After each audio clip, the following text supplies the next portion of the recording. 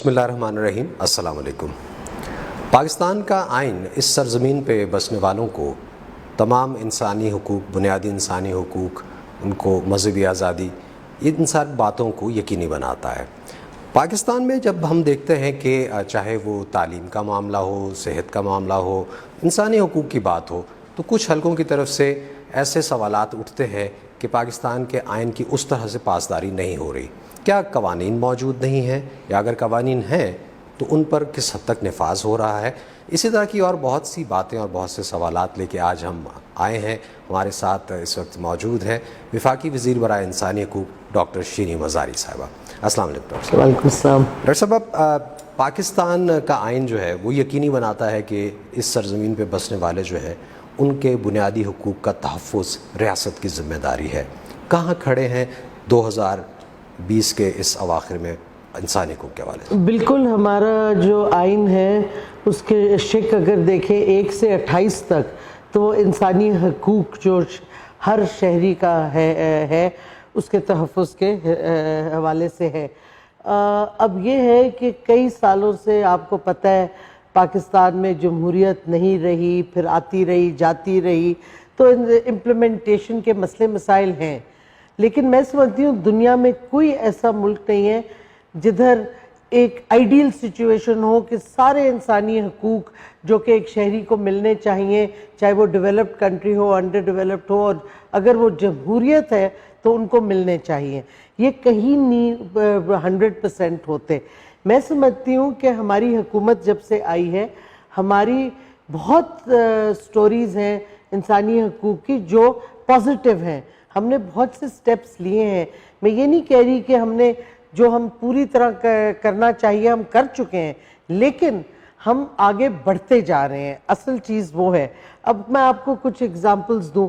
ہم ان ممالک میں سے ہیں دنیا میں جو، کیونکہ ہم کہتے ہیں ہم سیکولر ملک نہیں ہیں، ہم اسلامک ریپبلک آف پاکستان ہیں، اس کے باوجود ہم ان ممالک میں سے ہیں جو ہماری جو مائنورٹیز ہیں، اقلیتیں ہیں، ان کو ہم ان کے پرسنل لاز علیحدہ دیتے ہیں۔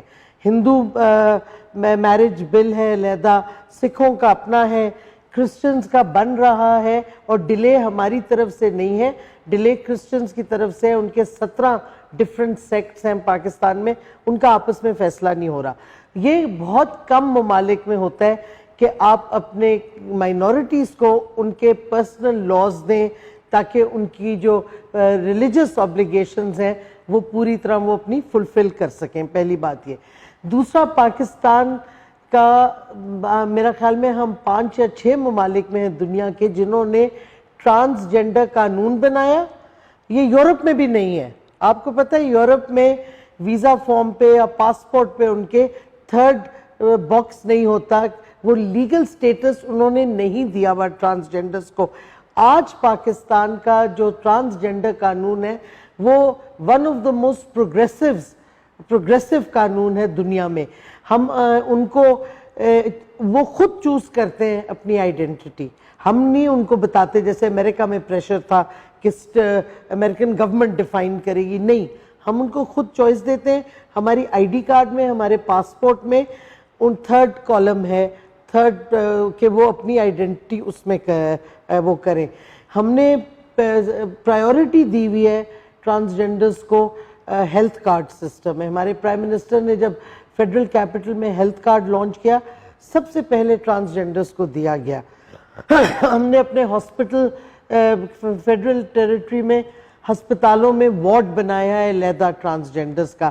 اب ہماری منسٹری ایک ان کا ہیلپ سینٹر کھولنے والی ہے، بلڈنگ وغیرہ آئیڈینٹیفائی ہوگی، تیار ہو رہا ہے۔ تو یہ ایک اور چیز ہے جس پہ ہم نے بہت سا پروگریس کیا ہے۔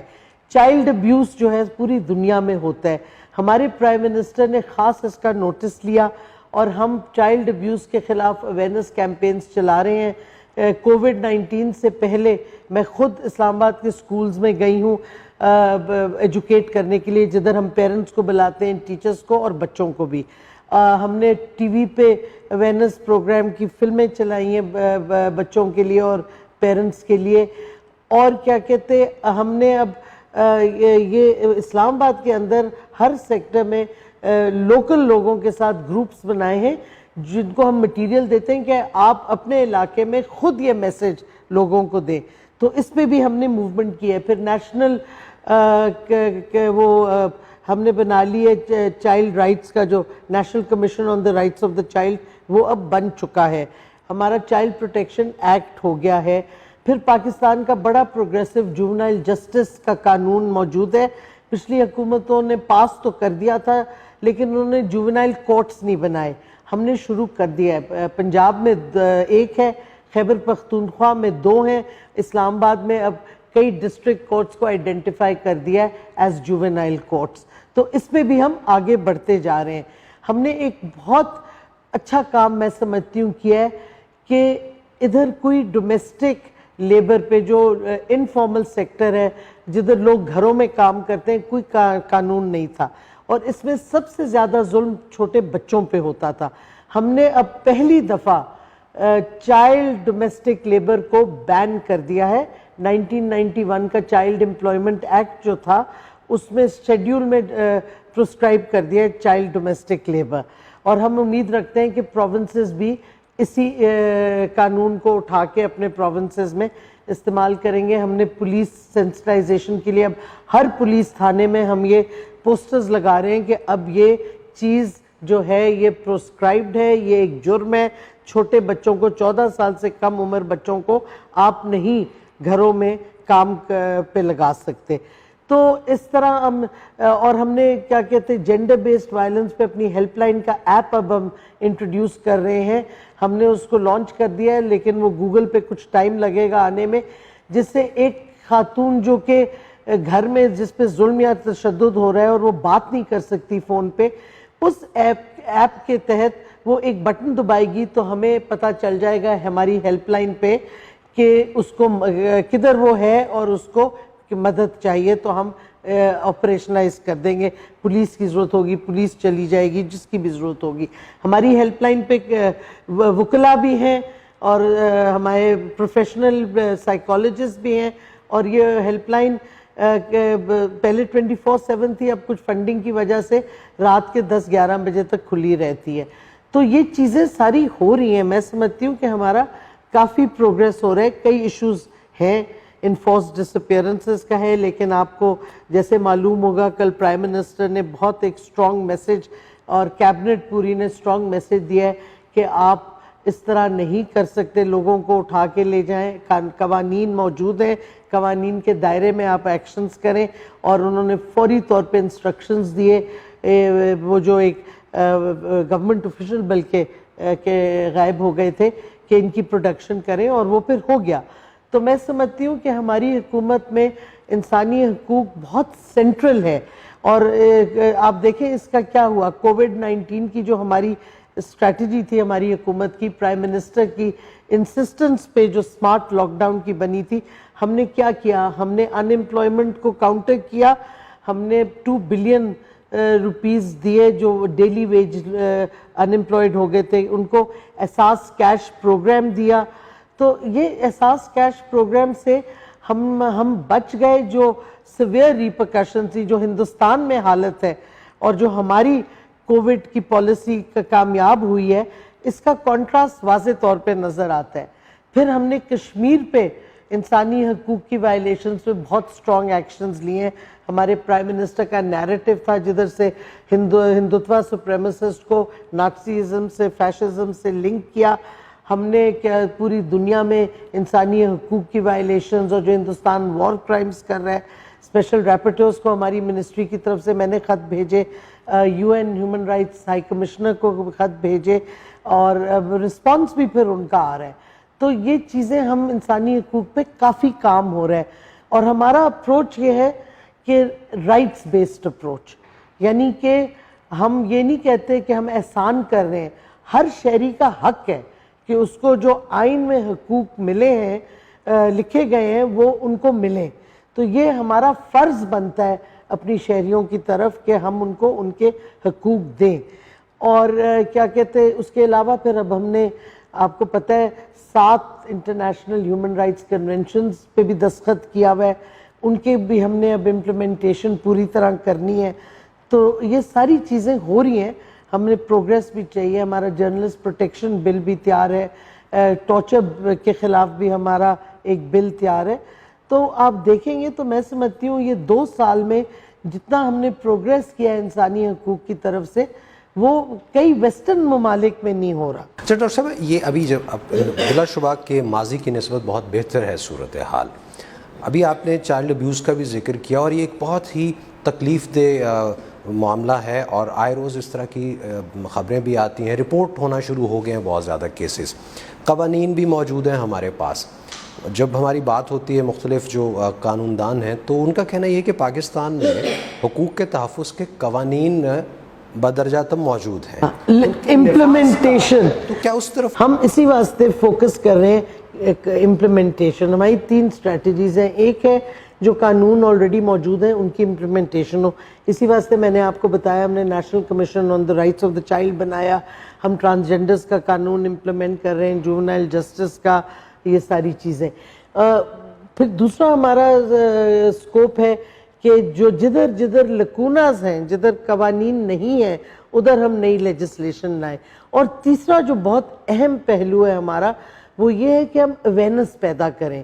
اگر دیہی علاقوں میں ایک عورت کو یہی نہیں پتا کہ اس کے حقوق کیا ہیں, تو وہ کیسے اپنے حقوق کے لیے جدوجہد کرے گی. تو یہ ایک ہم چیز کریں. ہاں میں یہ بھی بتاتی چلوں اس لحاظ سے, دیکھیں کئی لوگوں کے پاس پیسے نہیں ہوتے کورٹ میں جانے کے, وکلا کو دینے کے. لیگل ایڈ اتھارٹی کا قانون بن چکا ہے. اب ہم لیگل ایڈ اتھارٹی کی میٹنگ انشاءاللہ اگلے ہفتے بلائیں گے, اور وہ ہم شروع کر دیں گے تاکہ ہر شہری کو جس نے قانون کو عدالتوں میں جانا ہے اس کو وہ رائٹ ملے, اور اس کو وہ فائنینشیل اسسٹنس ملے کہ وہ اپنے کیس لڑ سکے. اور ابھی ریسنٹلی اب ہم نے 2 رپورٹس, ایک اسلام آباد ہائی کورٹ کو پیش کی, ایک پرائم منسٹر نے خاص بنائی تھی, پی ایم نے بنائی تھی, ویمن پرزنرز کا کیا حال ہے پرزنز میں.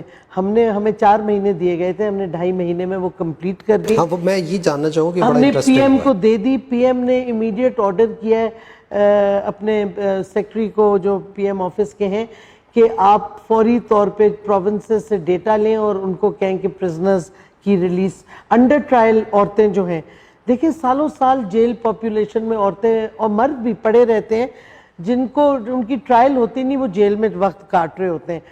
انڈر ٹرائل عورتوں کی ریلیز ہوگی اور ان کی ٹرائل چلتی رہے گی, لیکن ان کو جیل میں بند کرنا مناسب نہیں ہے. دوسرا فورن پرزنرز عورتیں جو ہیں ان کے بھی کیسز ہم نے منگا لیے ہیں. اور تیسری کیٹیگری کئی خواتین ہیں جنہوں نے تقریباً اپنا پورا وقت جو تھا سینٹنس تھا وہ کاٹ لیا ہے یا 2-3 سال رہتے ہیں, ان کے بھی کیسز منگائے. تو یہ تینوں کیٹیگریز میں ریلیسز ہوں گی. عورتوں پہ سب سے پہلے فوکس ہے. پھر ہماری ایک رپورٹ بڑی کمپریہنسو پرزن ریفارمز کی رپورٹ ہے. تو اب پرائم منسٹر نے ہمیں آتھرائز کیا ہے کہ ہم فوری طور پہ ٹائم لائنز کے ساتھ ایگزیکٹلی بتائیں کیا کیا اب ہم نے آگے کرنا ہے تاکہ ہمارے جیلوں کی حالت بہتر ہو. تو یہ ساری چیزیں بھی ہو رہی ہیں, اور یہ پرائم منسٹر کی کنسرنز کی وجہ سے پریزن ریفارمز آگے بڑھ رہے ہیں, نہیں تو پریزن ریفارم پہ کسی نے فوکس ہی نہیں کیا تھا حکومت کے لیول پہ. ابھی ہم تھوڑا سا خطے کی طرف بڑھتے ہیں. کشمیر, اس کے لیے اب اس موجودہ حکومت نے جو بھی کام کیا وہ سب کے سامنے ہے, چاہے وہ سفارتی سطح پہ ہو. لیکن کیا امر مانے ہے کہ 1 سال سے زائد کا عرصہ ہو گیا ہے, پاکستان میں چاہے نجی سطح پہ ہو سرکاری سطح پہ ہو آواز بلند کی جا رہی ہے, لیکن ابھی تک ہم بھارت کو مجبور نہیں کر پائے ہیں. کیا انٹرنیشنل لیول پہ ہماری آواز نہیں سنی جا رہی؟ ہماری کیا ایسی چیزیں ہیں کہ ابھی تک ہم وہ دیکھیں, یہ میری اپنی رائے ہے, اس پہ بہت لوگ حکومت میں بھی ڈس ایگری کرتے ہیں. میں سمجھتی ہوں جس طریقے سے پرائم منسٹر نے ایک میسیج دیا تھا اور نیریٹو دیا تھا کہ پہلی دفعہ دنیا میں ہندوستان کا نیریٹو ختم ہو گیا تھا کشمیر پہ, پاکستان کا نیریٹو ایکسیپٹیبل تھا.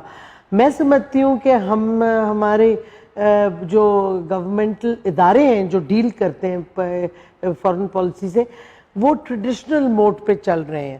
اب ہم سجیشنز ہم نے بہت ساری اور دی ہیں کہ بہت ملٹیپل لیولز پہ ہمیں آگے بڑھنا چاہیے تاکہ ہم پرائم منسٹر کا نیریٹو کو سٹرینتھن کریں. دیکھیں پرائم منسٹر نریٹو دے سکتے ہیں, پرائم منسٹر نے ٹویٹس بہت ریگولرلی کرتے ہیں, لیکن آگے بات اداروں نے لے کے جانی ہوتی ہے. وہ اب آگے بڑھیں گے انکنونشنل طریقے سے. کنونشنل ڈپلومسی آؤٹ ڈیٹڈ ہو گئی ہے. تو میں سمجھتی ہوں اب اگلے کچھ مہینوں میں دیکھیں گے کہ ہماری اور زیادہ اگریسو اور آؤٹ آف دا باکس اور پرو ایکٹیو پالیسیز آئیں گی کشمیر کے حوالے سے, جس سے میں سمجھتی ہوں دنیا میں زیادہ اٹینشن ملے گا, اور ہوپ فلی باقی ممالک سینکشنز اور ایکشن ہندوستان کے خلاف لینے کا زیادہ سوچیں گے. تو ڈاکٹر صاحب ابھی بھارت کا اگر ذکر ہو رہا ہے, بھارت میں انسانی حقوق کی صورتحال, ساتھ ہی ساتھ وہاں پہ جو مذہبی اقلیتیں ہیں ان کی صورتحال وہ کسی سے ڈھکی چھپی نہیں ہے. بھارت اجازت نہیں دیتا امریکی اس کمیشن کو جو مذہبی آزادی کو رپورٹ کرتا ہے, اس کے باوجود امریکہ جو ہے وہ اس کی طرف سے وہ دباؤ ہمیں بھارت کی طرف نظر نہیں آتا جو ہمیں پاکستان یا چین یا دیگر ممالک کی طرف. دیکھیں, امریکہ کی انسانی حقوق کا ریکارڈ پہ بہت بڑا سوالات اٹھتے ہیں, اسپیشلی اس امریکن ایڈمنسٹریشن کے. جس طریقے سے انہوں نے خود ریفیوجیز کو, جس طریقے سے انہوں نے بچوں کو اسائلم سیکر سے سیپریٹ کیا, جس طریقے سے بلیک لائیوز میٹر کا ایشو اب بن گیا ہے, ان کے صدر نے, ٹرمپ نے بیسکلی الفاظ استعمال کیا تھگز, جو لوگ پیسفل پروٹیسٹ کر رہے ہیں. تو جب آپ امریکہ کا اپنا ریکارڈ دیکھیں گے انسانی حقوق کا تو اس پہ بہت سے سوالات اٹھتے ہیں. تو ظاہر ہے ان کے اکنامک انٹرسٹ ہے ہندوستان کے ساتھ. ہمیں یہ نہیں بھولنا چاہیے کہ ہندوستان, اسرائیل اور امریکہ کی ایک اسٹریٹجک پارٹنرشپ ہے, اور اس میں ایک بہت بڑا کمپوننٹ ملٹری کوآپریشن کا ہے. ان کا وہ جو مسائل ڈیفنس سسٹمز ہیں وہ اسرائیل اور امریکہ کے ساتھ بن رہے ہیں. پھر امریکہ نے جو چین کے خلاف ایک وہ انسرکلمنٹ اور کنٹینمنٹ کرنا چاہ رہے ہیں, انہوں نے جو پیسیفک, ساؤتھ چائنا سیز اور پیسیفک میں کوڈ جو بنایا ہے ممالک کا, جس میں آسٹریلیا ہے, جاپان ہے, انڈیا ہے اور امریکہ ہے. تو امریکہ اور ہندوستان کی ایک اسٹریٹجک کوآپریشن ہے, نہ صرف اکنامک فیلڈ میں, ملٹری فیلڈ میں بھی. تو اس لحاظ سے اگر دیکھیں گے تو امریکہ ظاہر ہے اتنا پریشر نہیں ہندوستان پہ دیتا جتنا اس کو دینا چاہیے. لیکن میں سمجھتی ہوں پھر بھی امریکن کانگریس وغیرہ میں, امریکن ہیومن رائٹس آرگنائزیشنز میں کشمیر کے ایشو پہ پہلی دفعہ ہم دیکھ رہے ہیں کہ ہندوستان کرٹیسائز کیا جا رہا ہے. پہلے تو یہ ہوتا ہی نہیں تھا. تو میں سمجھتی ہوں یہ پروگریس ہے, میسج ہماری حکومت کا اور پرائم منسٹر کا پہنچ رہا ہے. کشمیری آواز آہستہ آہستہ امریکہ میں بھی پہنچ رہی ہے. لیکن انفارچونیٹلی اس امریکن ایڈمنسٹریشن میں ان کا اپنا ریکارڈ جب صحیح نہیں ہے انسانی حقوق کا, تو آگے وہ کس بیسس پہ بولیں گے. امریکہ کی بھارت کے ساتھ دوستی, مفادات سمجھ میں آ رہے ہیں, لیکن امریکہ آئے روز کبھی ہانگ کانگ کے معاملے پہ اور کبھی سنکیانگ کے معاملے پہ وہ جس طرح کے بیانات, خاص طور پہ جو موجودہ وزیر خارجہ ہیں مائک پومپیو, ان کے جو بیانات آتے ہیں وہ خاص سے تلخ ہیں. اس کا رسپونڈ چین تو کر رہا ہے, لیکن آپ نہیں سمجھتی کہ چین میں مسلمان آبادی کو اس کی ہمدردی کو بنیاد بنا کے جس طرح سے چین کو نشانہ بنا رہا ہے امریکہ, وہاں پہ کیا اس کے بیک آف مائنڈ کیا چیز ہو سکتی ہے؟ وہاں پہ تو کوئی مفاد نہیں ہوگا. کیونکہ امریکہ چین کو ایک رائیول سمجھتا ہے. پرانے زمانے میں کولڈ وار میں سوویت یونین تھا, اب کیونکہ چائنا ایک بہت بڑا ایمرجنگ پاور ہو گیا ہے, اسپیشلی اکنامک پاور, تو امریکہ اور امریکہ کی اکانومی کے حالات آپ نے دیکھ لیے ہیں. امریکہ کا پاور ہر جگہ تھریٹن ہو رہا ہے کیونکہ امریکہ بروٹ فورس استعمال کرتا ہے. تو امریکن ایلائز, اب آپ دیکھیں یو این سیکیورٹی کاؤنسل میں امریکہ کو 2 ووٹ ملے ہیں جب وہ ایران کے خلاف سینکشنز ریوائیو کرنا چاہ رہا تھا. امریکہ کے اپنے نیٹو کے ایلائز نے نہیں سپورٹ کیا. تو یہ اگر جب حالات آپ دیکھیں گے, اور ادھر چائنا ہے جس کو زیادہ سے زیادہ سپورٹ مل رہی ہے دنیا میں. چائنا کا روڈ اینڈ بیلٹ کا جو انیشیٹو ہے وہ پاکستان میں تو سی پیک کے تھرو ہے, بٹ آگے افریقہ میں چائنا ڈیولپمنٹ کر رہا ہے, پورا یہ روڈ اینڈ بیلٹ انیشیٹو پورا یہ ویسٹ ایشیا افریقہ کو لنک کرے گا، تو اس سے چائنا کا اکنامک پاور جو ہے وہ بڑھتا جائے گا اور ڈیولپمنٹ ان سارے علاقوں کی بڑھے گی اور اکنامک اپرچونٹیز بڑھیں گی. تو یہ امریکہ تھریٹ دیکھتا ہے، اور ظاہر ہے ایک طرح سے امریکن آئیڈیالوجی اب نہیں چلتی، امریکن امپیریلزم کے دن ختم ہو گئے ہیں، تو ظاہر ہے وہ چائنا کو ایک پولیٹیکل اور اسٹریٹجک تھریٹ دیکھتا ہے. تو وہ چائنا کے جدھر موقع ملتا ہے وہ کرٹیسزم کرتا ہے، ہانگ کانگ کے ادھر اور جگہوں پہ. تو اگر چین اس طرح بلیک لائیوز کے ایشو پہ اور امریکہ کے سو کالڈ انٹرنل ایشوز پہ اٹھانے لگے تو پھر آواز میں دیکھوں گی کیا وہ رسپانس دے گا امریکہ. تو یہ تو ایک سیاسی گیم امریکہ کھیلتا ہے، سارے ممالک کھیلتے ہیں اپنے مفاد میں.